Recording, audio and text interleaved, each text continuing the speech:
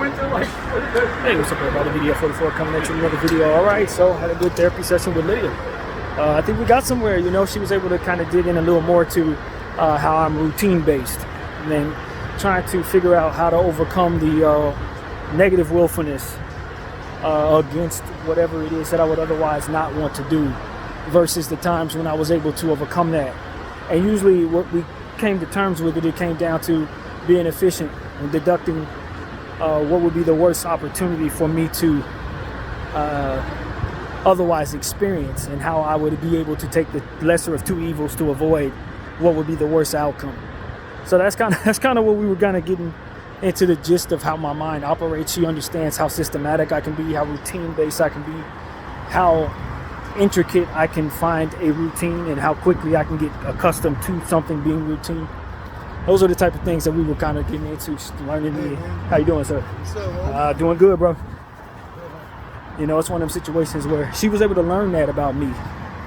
See just how systematic I am, and what triggers that system, how I get comfortable in circumstances, regardless if it makes any sense, so to speak, for me to be comfortable in them situations, that I would be comfortable in those circumstances, and how to get to that point. So yeah, we made some good strides. I think she understands what's doing this channel now a little better, and I gave her a bit of more of an understanding of why I fly under the radar, so to speak, on this channel, why it's only 481 subscribers despite me having done this for so long.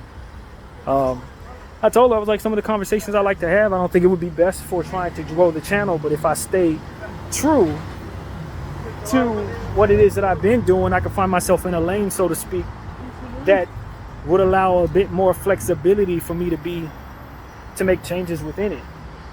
That's kind of what I was telling her. Like, if I wanted to monetize, some of the conversations that are left on this channel probably would not be best. Conversations about humanitarian stuff, getting on corporations about various different things. Some of the stuff that I've said over here, I'm not someone who's particularly looking to hurt people's feelings or be edgy, but a lot of conversations, if you're trying to, you know, if you're trying to expand and make money doing this, you probably want to delete some of them videos I did, and not just have no interest in doing that. I want to see how they age more so than I want to grow right now. But we were also talking about, you know, what it looks like when I sell my art, and how to properly mold my opinion around sold art. And she was asking me, like, why do I buy certain things?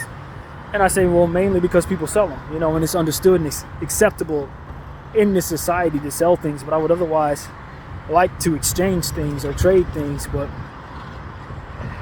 you know, that's not just how we do things. So I just roll with what is acceptable in the times I'm in. But the reality of the way I see it is, I'd rather not put a price tag on my art, because at the end of the day, I've had art pieces that you may want to buy for $6,000 that I don't think are worth a damn. Or I may have an art piece that I think is worth $7 million, and you might think is worth 7 pennies. So it's like, how do I put a price tag on something like that? And, you know, she was just basically telling me, you know, maybe the best way to kind of view it is, when someone purchases something from you, they're showing you value in what it is that they want you to purchase or sell to them. And then if they were to see value in it, maybe there's appreciation to take from that. I'm like, that's standard, of course it is, but I think I have some things to overcome mentally before I'm ready to actually put a price tag on certain things. And that's what I'm hoping to do, is to want to sell art. It ain't as simple as me making art and then putting it up for sale. There's certain mental hurdles in the way of me actually doing so, and I'd like to get to the bottom of them. I'd like to discuss with her how to basically do that. So, you know, I was telling her, maybe I'm afraid of what success looks like when I'm mentally, not mentally, but financially in a position of strength. What does that look like in my life? Maybe I'm so caught up in the routine of being limited in that way that I'm afraid of the change that comes with that, which is why I won't chase it down, or the failure that comes with that, which is why I haven't put myself in a position to actually have. You know, I'm so conscious of being shallow, so conscious of welcoming energy around me that only wants me around for shallow reasons, that maybe I'm avoiding it as a means of trying to keep that away from me, possibly. I don't know. These are things that I haven't really fully thought out, but I definitely act upon. So You know, we were just having those type of conversations.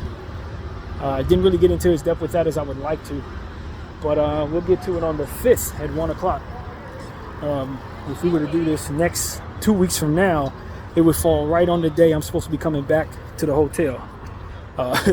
So that was not going to work. We had to extend that because we do not want to overlap with the process of me having to get a new room and then try to hurry up back down here. So yeah, the 5th is a little tricky too because the Lakers play at 4 o'clock and y'all know how I am about that. But if we can get me here by 1 and get me out at this hour, I should be able to get back to North Hollywood at least by 3:15. Give me enough time to shower, and by the time I'm out the shower, the game will start right then. So that's what I'm hopeful this will do. And I'm hopeful everything will line up perfectly. But yeah, that's pretty much what I got to say. Just wanted to give you an update on my latest therapy session. My name is BDF 44. Thank y'all for watching. Bye.